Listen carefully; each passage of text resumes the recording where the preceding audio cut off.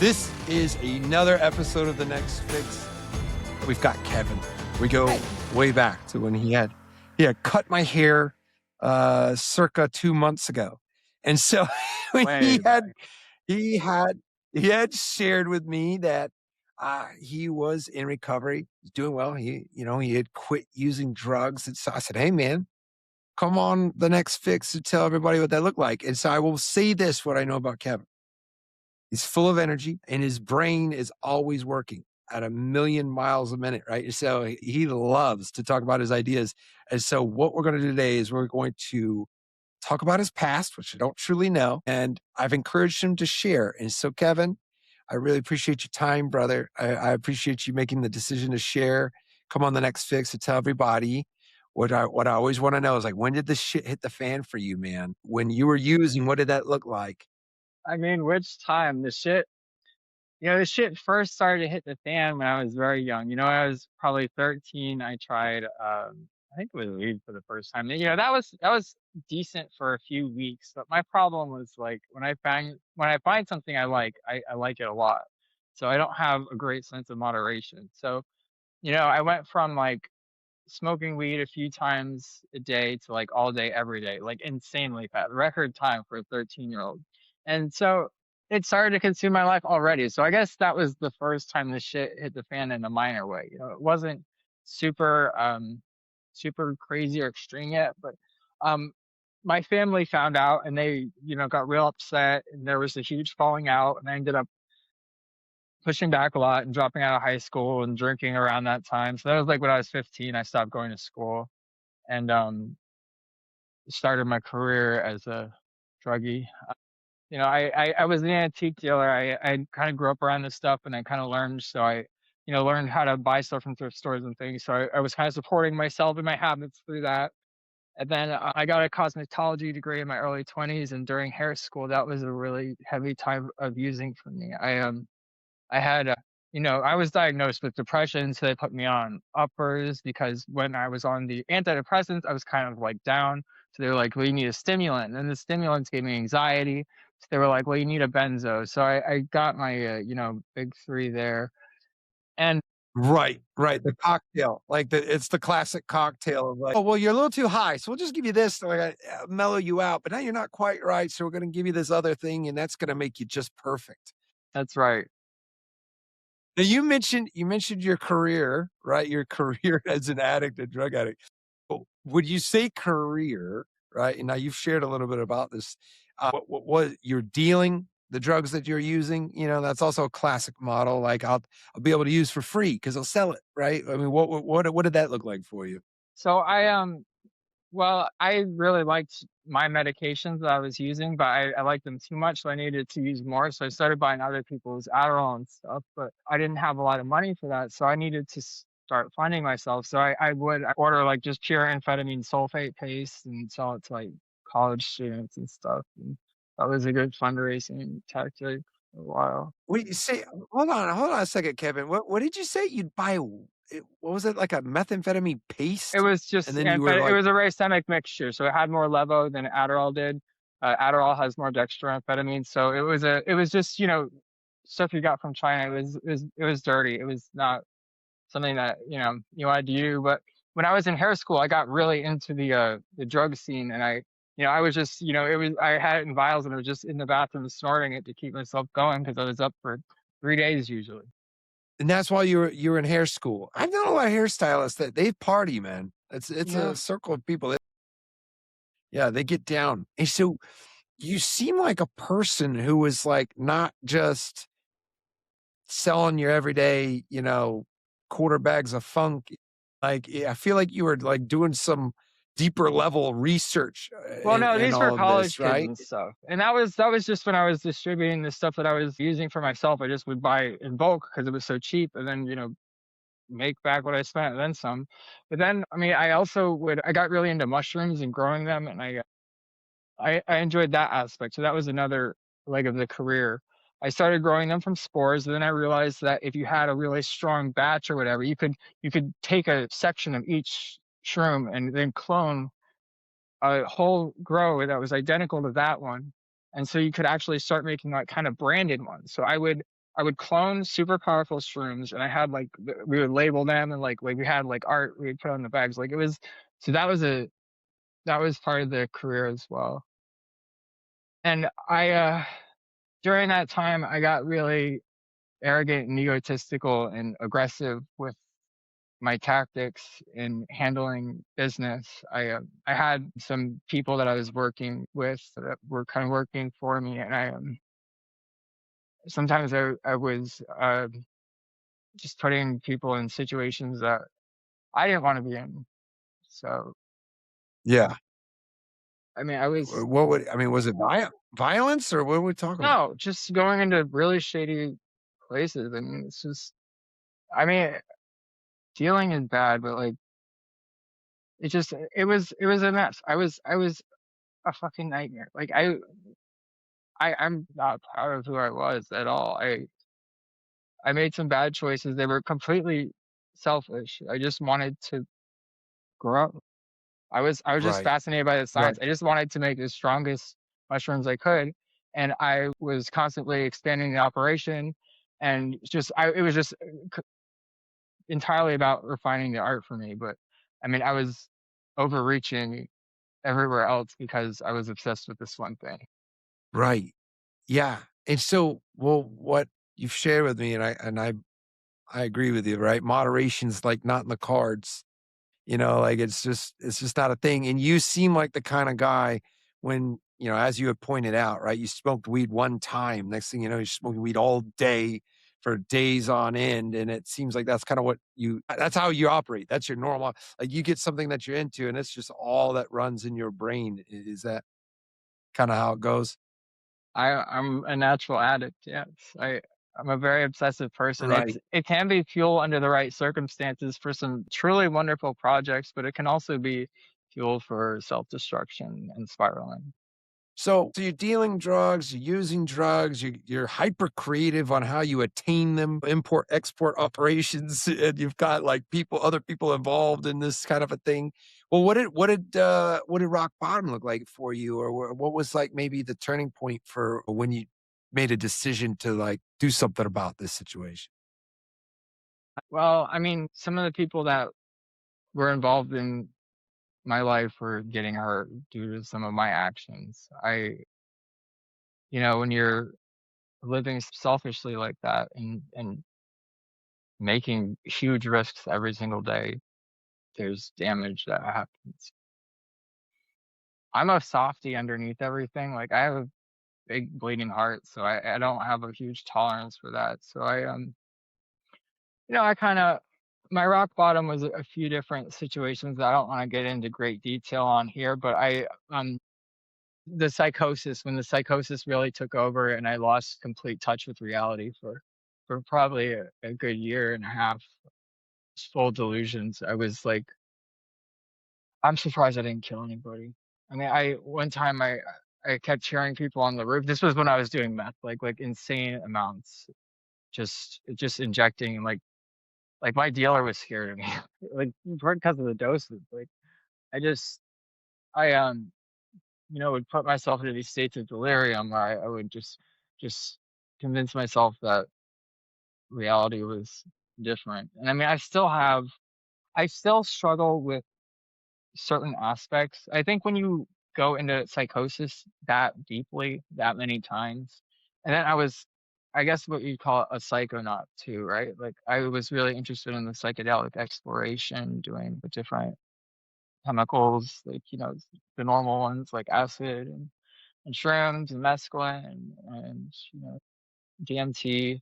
Then I would like branch off into like N bomb and 2CB and like all the like weird like kind of uh research chemicals, and some of So them is there is there anything that you haven't done as far as drugs? Or I mean, clearly psychedelics are kind of your thing, mind altering things. Is there anything else like, or were there some things you were just like, no I way? never had a habit for coke. I've tried everything I heard except what was that crocodile one that rots people's skin. I didn't do that one. But like any weird thing that I heard about, I would order. So would you research like before But yeah, you did rigorously. anything? I Like was you would fascinated. I wanted to know the mechanisms, you know, what receptors it was working on, what the history was, how it was synthesized, like why it's banned usually, what the health risks are. I mean, if something was going to kill me, I wouldn't do it. I would be more cautious, but I I'm Right, here. right. Yeah, it's a blessing that you are, brother, and I can't believe when I've learned some parts of your story. I mean, any single part of that story could have killed you, I killed but here myself in you August. are. I took my own life. That's right, you did say that, right? And then so what was that again? I believe you took so much kratom? Is that what it was? Yeah, Or was it my fiance had just passed away, and she had been having seizures for a few months or years, but it got real bad for the last few months. She just had one, a really bad one, and she didn't come back from it. And so I, you know, tried everything. And then I called 911 because she wasn't breathing and the heart stopped. And they told me to do CPR. I did all the stuff. Wasn't coming back. I realized that after a little while. And I went and I took basically a full bag of kratom. And I, so they were there doing the body thing. I was dealing. My family showed up and they were talking. I don't remember much of any of what happened because I died. Well, I guess while I was talking to them, I started throwing up, and then I had a seizure and went into cardiac arrest. But the paramedics were there, right there, picking up Alicia's body. So when I went into cardiac arrest, I was dead. They said I forget what they said. It was over 2 minutes, I think. I I need to get the yeah. exact numbers, but I don't remember what happened when I died. Like, I don't remember the week after, and I remember like fuzzy bits, but when I came back, I was unconscious for like several days. And when I came back, I didn't have memories of anything. And my family was there. I didn't know who they were. Slowly over time, that basic stuff started coming back to me. I didn't know Now, Alicia had were you died. on anything else? I mean, I don't know what No, it looked like up I until had that brain moment. death for several minutes. I mean, they said it was a miracle I woke back up. They were pretty sure I was going to stay in a coma. It was, Yeah. you know, they said I was right on the cusp of whatever my cutoff time. It was like if I had been, you know, like dead a little bit longer, I would have been a vegetable. So, I mean, the memory problems are, I mean, they said that hopefully they'll get better in time. I'm, you know, having like some therapy and stuff like to work on some exercises and just habits. Has it, do you feel like your cognition is still altered? Yes. Yeah, the way I think shifted pretty significantly afterwards. I think that I carried a lot of maybe guilt and shame about my past, and I forgot most of my past, so maybe that's gone. But my perception has shifted pretty significantly. Um and my behavior has. I mean, people around me have been commenting, but it's hard to tell. I do think that the death and potential brain damage had some factor in it. I also think that you know, I'm going through a lot of grief right now. I mean, my life Yeah. was uprooted. I lost the apartment. It was in her name. I got evicted. So I mean, I'm staying with my mom's boyfriend right now. I am. Yeah. So when your whole life shifts, and then you have another like, you know, possible clinical reason for the shift in behavior, it's kind of hard to pinpoint the source. Right. It's, like, hard to and that was, like, what I had mentioned to you is that, once upon a time, I was diagnosed with schizophrenia. However, the diagnosis was based upon my behavior while I was wrecked. I mean, I'm, like, high as a kite, and they're trying to diagnose me. So it's like, what really was going on? Did I have schizophrenia, or was that a product of my behavior and drug use? And so, eventually I shook that diagnosis. I mean, but looking back, it's so hard to really tell, like, what exactly is the catalyst of your behavior change. And so that's an incredibly observant, like, comment on your end, right? Like, you're aware, right? There's a couple of things going on here, and you're not sure which one it is. But let me ask you, you started stacking some a recovery journey. You started stacking some sober days together. And I guess what did that transition look like for you into like was there a time when you made a decision and you're like no more, or was it like were you trying to get Well, sober and you kind of, you know, I mean, sobriety is, I mean, a spectrum, I guess, because like what what somebody who smokes weed and goes into an AA room, like I think that there are states where you can be diagnosed marijuana for anxiety and be taking it and be sober. So, I mean, when did I turn sober? When Lush passed away and then I overdosed on kratom. There was some kratom left in the house. And I was still doing it for a little while. It kind of helped. I thought it helped numb the pain. It didn't. It just had me hungry for something several times a day that I was fiending for. It gave me constipation, and it didn't really have any beneficial effects. So I did have a sober date where I put that down and picked up a white chip. I still will hit a weed pen sometimes, and I can live with that. So yeah, I feel like I catch a lot of judgment on like my level of sobriety in the rooms of AA. Like it's a wonderful environment with a lot of good knowledge and a lot of great culture usually, but there also is a element of like kind of elitism and exclusion and snobbery and kind of like, you know, judgment on people's ways of life without knowing the entire picture. And sure. so I Are you in the rooms now? Or do you oh go to yeah, I go AA every or day. Yeah, I go oh what? usually. Yeah, I mean, I've been super active in the rooms because I cut my work schedule down to 2 days a week. I've been having a hard time cutting hair because of the when I had the brain death, I had some of my motor functions are a little bit more challenging now. I hair cutting is a challenge, so I still enjoy doing it. I want to see my regulars, but I'm just doing it on the weekends now. And then during the week, I'm doing. Yeah.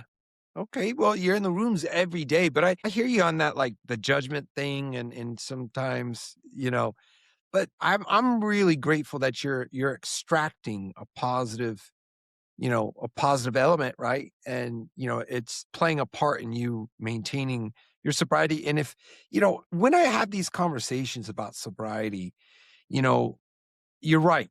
You're 100% right that it's a spectrum. And that spectrum is unique for every single person. But what I've learned is like if your life was a shit show and then you got rid of some kind of substances and a lifestyle that was making it a shit show, then I say that that is a recovery journey. Now, sobriety could be argued one way or the other, but I'm glad that you have made the decision on, you know, removing some of those things that were Yeah, really I making you a mean, mess. Right. like the alcohol, like the things that were ruining my life, even the kratom, like anything that had an adverse impact on my day-to-day life, like that's when it's because I don't think that anybody taking any substance ever is a crime. Like a lot of people do stuff regularly healthfully, like, and that's, you know, their character type, like their mentality, they can do that. I have no problem with people doing shit. And like, so like, I forgot what I was going with that, but That's all right. That's all right, man. Well, I hear you that you're tolerant, right? You're tolerant of like however another person's journey looks like, and I think that that's important. I only think it However, you becomes a know, there's problem when it's fucking your life. right. Yeah. And there's a ton of people out there, man, that like for whatever reason they've decided their way is the only way. And you know, I love people too much to really try to tear them down over like one element of a belief that I have, whether it be religion or sobriety, official sobriety, whatever that may be, right? Just these things are too subjective to really cast stones about, in my opinion. That's why I don't like to really tear anybody up. And I just had a conversation about somebody who is they're off heroin, but they're still on Suboxone, right? There's probably people out there that would be like, oh, well, you know, you're not sober. And it's like, I yeah, still but have their some life plums is left like way upstairs. better. I was using them to help me get off kratom. Dude, yeah, man, you're just you're a trip, bro. Your brain just, like, runs a zillion places, man. Now I will say this out loud, right, because I've noticed it. Is that you have an ability, right, to really dig into things, right? You and yeah, you overthink, but I think that's a gift. And I think that, it's when used constructively, and of course your challenge is going to be to try to keep you focused on one thing long enough, right? But I think it's a better way to be, right? Than like just some flatline person with no energy or no passion about things. And so, Mania is that being excellent said, fuel. man, and so I'm super proud of you for like going to, I made it to like 3 AA meetings and it wasn't my thing. I couldn't deal with it. It's a So I little applaud tedious you. I'm like, sometimes. yeah, every day. I get it. Do you think that it's imperative for you to go every day? No, not at this point, but it's imperative for me to build a community. That's pretty cool, man. And all of that being said, because I know a little bit about some of your passions and things, and so I'm dying to know. Like, I know when we had met, you've got this passion project, and you're spitting it out at me like at a million miles a minute. So it's dragging for it, right? When you talk about building a community, and I know you had like wild ideas. So I want you to kind of share like where is all of this Kevin energy? Where are you pointing and directing and aiming it at these days? Okay, so this is gonna come in a few parts. Alright, when I was engaged to this wonderful woman, Alicia Mae Blakeman, who passed away in August, and we had a playlist. We met in our teens, and we had a beautiful night on the beach early on where we were listening to a playlist. We kept adding songs to it. It was a really good night. We were partying, and we didn't want the night to end. The sun started to come up, so we agreed on the beach we were gonna keep that playlist going forever. It was called Dragon Force. So, we both had access to it, and we both kept updating it over time. And you know, we would fight and break up a lot. We were both very spicy people who were very strong-willed, who were very passionate, who also loved each other. But, because we loved each other, we would take like any small thing as like a huge slight. So like it's like, does she not love me? Then I would react like, and then she would react, and it would escalate. So we would stop talking like a lot or break up a lot. And during those times when we weren't communicating, we would communicate instead through the playlist because we still wanted to communicate. We just didn't want to communicate with words because we were scared we were going to fight. So that was kind of how music became our language. We would talk through songs, and when we started living together, we had these traditions where we would like collect these mystery box figurines and open them up, and we would make up like stories and then like have them interact with each other and put them out in the dioramas and stuff. And then we were fighting. A lot of our traditions came from resolving our fight. We would set up little dioramas and Right. have our little figurines that we had stories about. Like, we would have them battle it out. So we would kind of resolve our conflict, like peacefully, but like still, make our jabs. And then, Well, so that was, it's creative. yeah, That's a creative way to do it, man. I mean, say what you will, for you to see that that's how you are finding a solution to like an altercation, man. I mean, I can't imagine that's a pretty healthy way to do it and creative, right? But yeah, go ahead. Right, there's this playlist now, and okay, and she had passed, and so I know that was a really big dent in you, man. Every time you bring it up, I could see how much it kills you. But so the playlist was how you and her were able to communicate when actual words weren't working for you. So do you still have it going? yeah, I still add to it sometimes. She left a few other playlists that I will listen to, and I'll pull songs from them and add them to Dragonport. Or if I discover new artists that I enjoy, I like to add, just new media as well as some stuff that she had left behind. Because I kind of consider her the co-author of Dragonport, like the project that I'm working on. I mean, it was all our tradition. Yeah. And so that one of those traditions is the kind of like the hiding of the artifacts, right? And like Yeah, so I am. And I know you had some big ideas. You were like gonna Yeah. put stuff all over the city.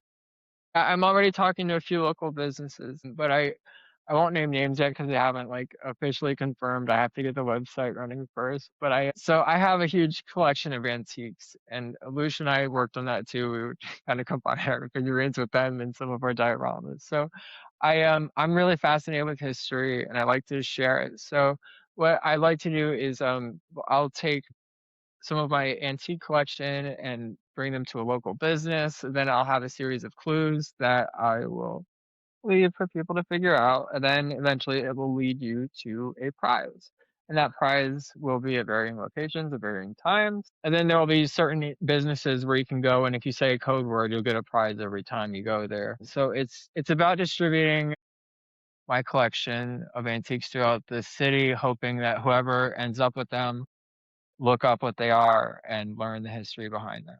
And then that's the early phases. Eventually, when I have some funding, I would like to do a digital scan of the items and then actually have when you, well, I'm not going to get too deep into the NFT aspect of What's things, but like a digital, like an NFT of them or something like that? okay, so like there's so many like deep fakes and shit right now. Like there's a lot of problems with AI swap. So actual physical items, especially with ones with like interesting history, like they have additional value on top of just their traditional historical value because you can do a digital scan of it, do add it to some kind of archive, like in the Dragon Ball. I would like to have Dragon Fort be real estate in the magical realm of Hyperborea eventually, where you can whatever relic you end up with, you'll actually be able to scan it into the world as an avatar. But like that's so far down the line. Like I don't have the technical capabilities or the funding yet. So for now, Right, they're right. just antiques. But I'm trying not to burn too much of the collection to fundraise because I that's a really fucking cool idea for what I can do with these. Yeah, and I mean, it's out there. It's aggressive as far as the technology is concerned, but No, yeah, not really. I like where you said, It's no, it's already the technology's there. I don't have access to the people who can pull it off because I'm a fucking nobody. well, we got to change that, brother. And so I want to do whatever I can to get this idea so people can hear not just about Dragonfort, but also the fact that you've put your life together where it could have went the other way on you pretty easily, man. I mean, It could have. you're importing weird, subcategory narcotics from China. I don't know, man. The fact that I'm talking to you right now And the seems like Netherlands, a that was a miracle. huge distributor for that. Well, listen, man. I will give you my word, man. I will play Can I mention one more thing? yeah, man. Go ahead. Okay, so during the pandemic, I feel like society took a very weird shift. There was a culture where people were freaking out, turning on each other, and masks became political. And I thought that the whole absurdity was like pretty wild. So I started collecting COVID masks. So I have like well over 100 ridiculous COVID masks. And I think that, I'm pretty prone to slip into delusional headspaces. So what I want to do is have a series of videos where I'm wearing different COVID masks and exploring semi-delusional headspaces. Because we were all delusional for a little bit there during COVID, or most of us were. I was. And so I Most want to celebrate that with my mask. So get to see the collection. So let me ask you, man, right? So you're gonna wear COVID, like creative COVID Oh masks, yeah, and so then you're each one gonna will be a record. character, right? So like this is my flush persona. This one will be my well, let me get a good one. I don't know, man. I got my Pikachu one. I have the sex store one is gonna be for what I'm talking about, like politics. Y'all beautiful. The like anime one. Right. Anyway, we Well, don't hey, have to go man. through those. Hey, listen. All right. Yeah. That's an additional project, man. You've got a lot on your hands, but most importantly, man, I'm glad you managed to stick around. Um, Meaning, like you're still alive, you're still kicking, you got a glorious brain in there. It might be a little unique. I'm saying that I'm very thankful that you chose to stick around here, right? Because it could have easily gone the other way. And so here's your very unique and gifted mind, and I'm happy that you're still able to make this happen, right? And you're doing it in your own way. You've got your own incredibly unique recovery journey. You've shared it here. And so you've got a million ideas, adventures locked and loaded. And so, hey man, I want you to keep it up. And I I will do my best to get some eyeballs on your projects, brother. All right. And And so this do you have any I'm also getting into politics. That is my final announcement, and this is heavily involved. that's your final announcement? Final Now, you know announcement. what? I want Okay. one more announcement. I want you to share a bit, like a nugget, like a little nugget of advice or wisdom out of Kevin's mind into the minds of anybody that may be just starting a recovery journey. Sometimes it's easy to allow the opinions of others to bring you down. It's easy to feel a little bit outcast, so then you kind of put yourself outside of things more, and then people look at you different, and then you just can end up putting yourself inside of a bubble if you don't engage with people regularly. I'm prone to isolate, and when I isolate, I tend to be more inclined to use because my head can be a terrible place, and I need other people to remind me that it's not all that's going on in this world. So, even especially when you want to isolate, Yeah. Hey man, that's really helpful, because it could happen to any of us that you just you hide one day or you choose not to pick up the phone and then it just turns into never picking up the phone, hiding from everybody, and then that's a dangerous place, man. It really is. Well, listen, I appreciate that wisdom. I appreciate your creative mind, man, and so, yeah, that's been another episode of The Next Fix, guys. See you on the next one. thanks, Ryan.